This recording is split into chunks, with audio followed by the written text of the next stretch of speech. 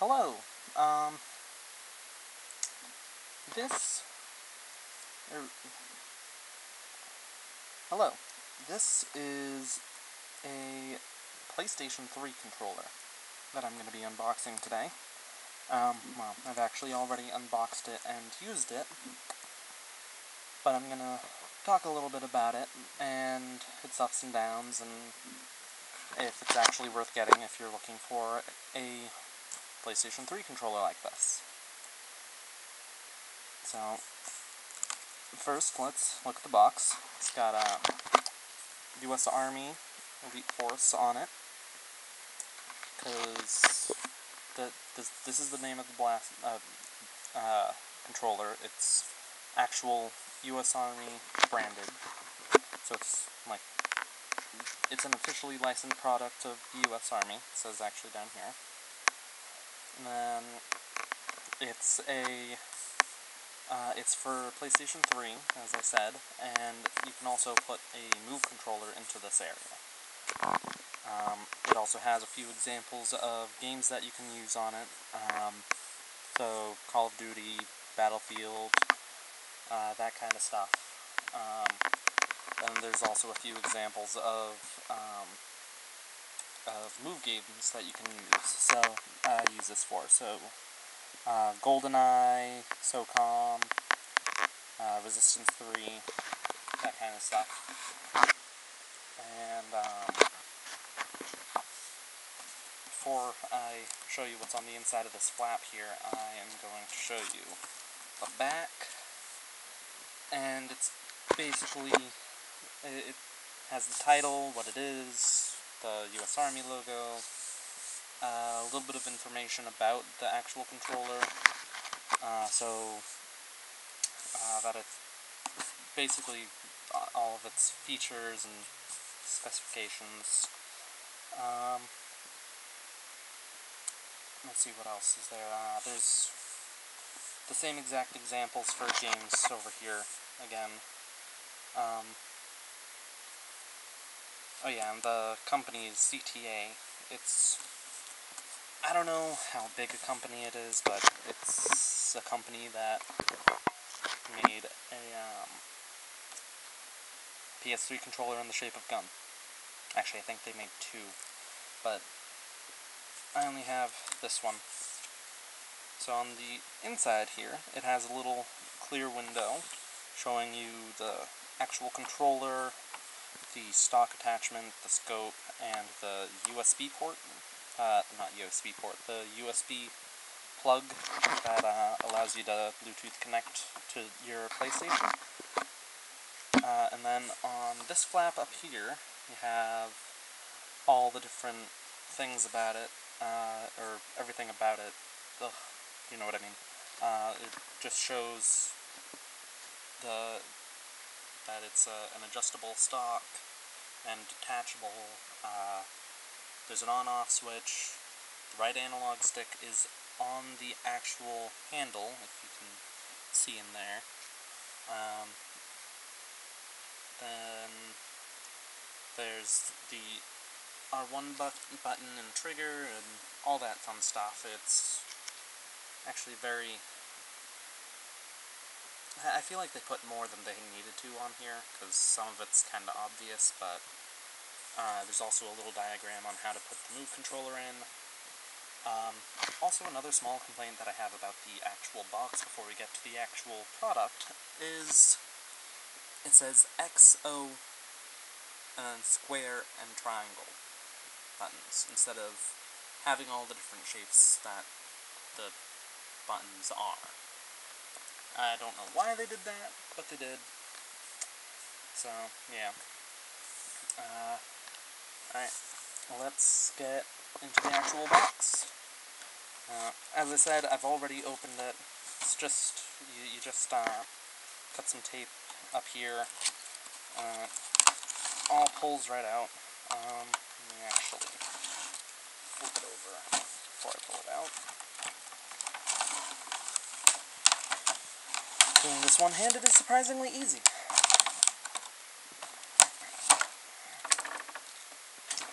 So, the package comes with the controller and everything, and then it also comes with a little US Army sticker.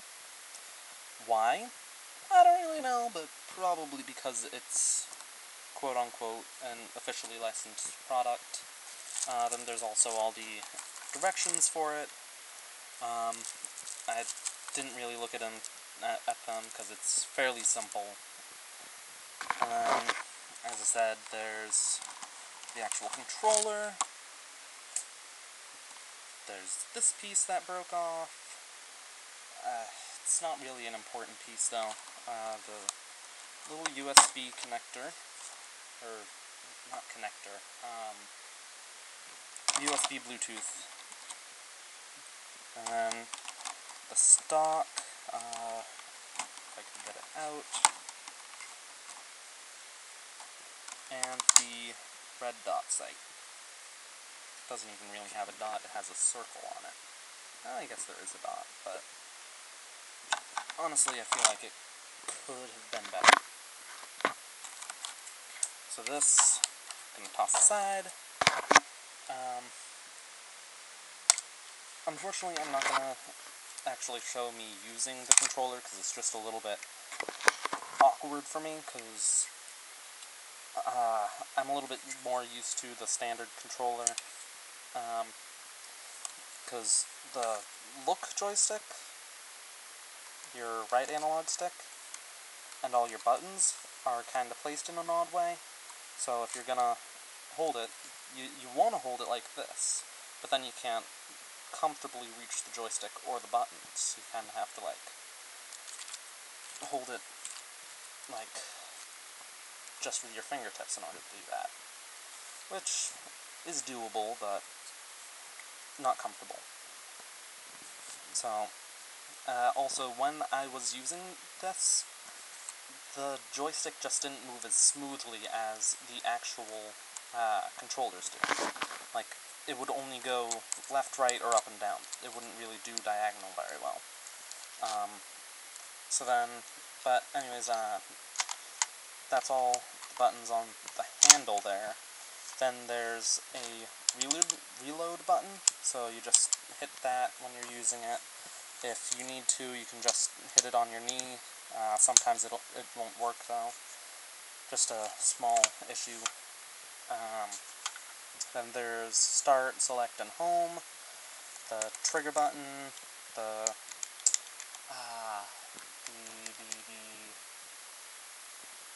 R2 or move button. There's also the on-off switch. There's no batteries in it, so it's not going to light up like it should. And just so you know, this does actually take batteries. Then if we come over here on the foregrip, there's the other joystick, which I'm actually kind of surprised at how well it works compared to the other one, because it actually impacts up here more. It has a lot more range of motion left and right, though I do recommend using this with clean hands so you don't get the insides dirty, because if you look really closely, there's actually a hole when you're using it all the way to the right, which is really kind of no bueno. Then there's all the directional buttons, which again is kind of in a weird place because you can't really get at it easy. Then there's L1 and L2. Joysticks also act as buttons, like the actual controllers, so that the L3 and R3 do work. And then all the other features about it. Oh yeah, I also forgot this button. This right here is the sync button. So whenever you're plugging in the USB, you have to sync the controller to the USB. Unless it was already in, then it should be fine. You should just have to turn it on and it'll work. But anyways, yeah. So let's get onto how to attach the different attachments. So we have the stock attachment here, which just this kind of just fits into the hole there. It doesn't really work very well. In fact, it's so tight that it's actually scratched up my stock a lot. Which, I mean, I guess will happen if you keep taking it in and out, but I like to keep mine in the box. It's just a little bit easier, neater. But I should be able to get it in. Well, I say should. There we go. Oh. It fits in nicely, and then it does adjust. So it has 5 different length modes. There's all the way closed. There's first click, second click,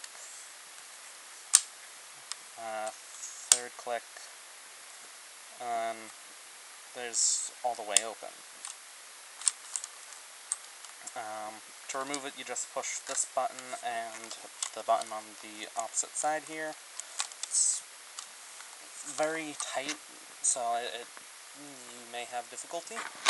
I know that I do.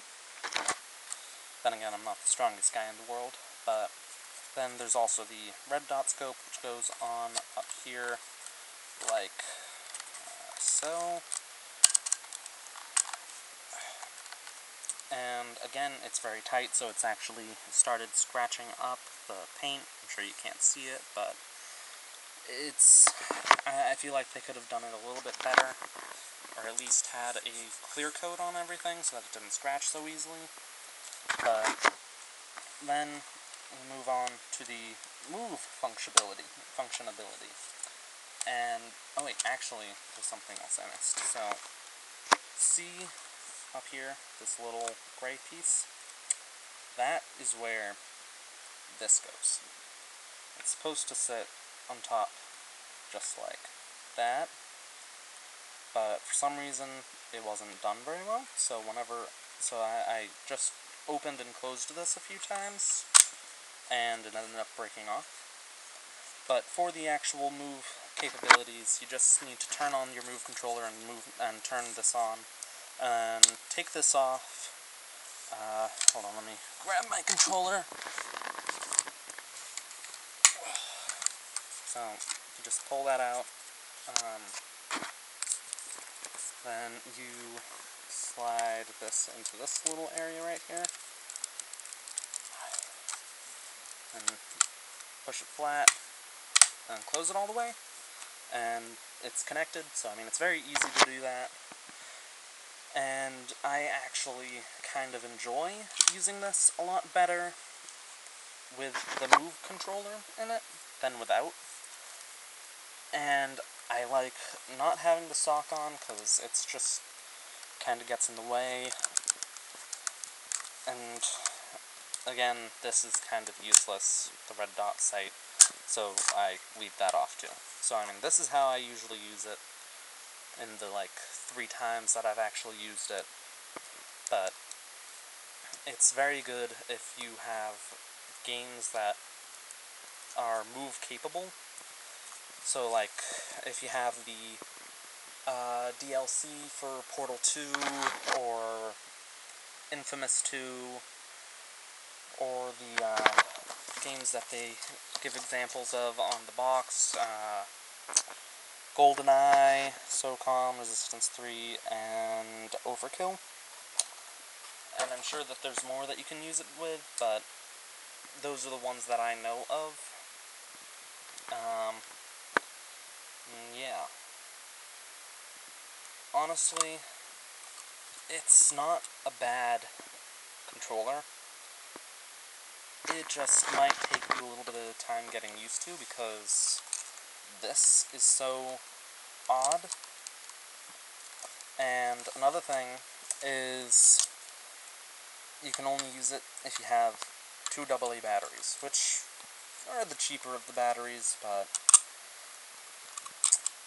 it's not very fun if you don't have them. Unfortunately, my camera actually runs on AA's, so that's where my only AA's are right now, being used.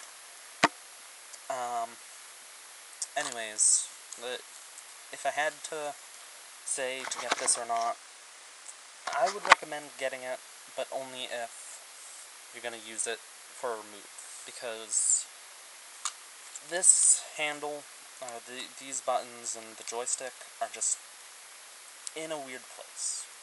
So you have, in order to actually hold it, you have to, your hand covers the buttons, and you can't really get at them comfortably. So, but with when the move's in it, your looking is like this instead of like this. Of course, if you have to push certain buttons, then that can be a little bit difficult, but your reload is on the bottom anyways, so that should be the only button, other than maybe weapon changing, that you need to push. And then with the front, since this is the moving around, like walking left and right and everything, then that it's not that difficult getting at that. It's just a little bit awkward trying to get at your D-pad. But yeah, that's my review of the U.S. Army, you can't really see it, the U.S. Army Elite Force Assault Rifle Controller for PlayStation 3 and PlayStation Move. Oh, another thing is I'm sure that you can use it with PSVR on the PS4, but unfortunately I do not have a PS4, so can't really test that yet. Maybe in the future, when I have a PS4, I will do a review as to whether or not it works, but this works with the PSVR, but honestly, I would recommend just sticking with the controller that, the gun controller that the PSVR comes with. So, yep, that's it. See you guys in the next video.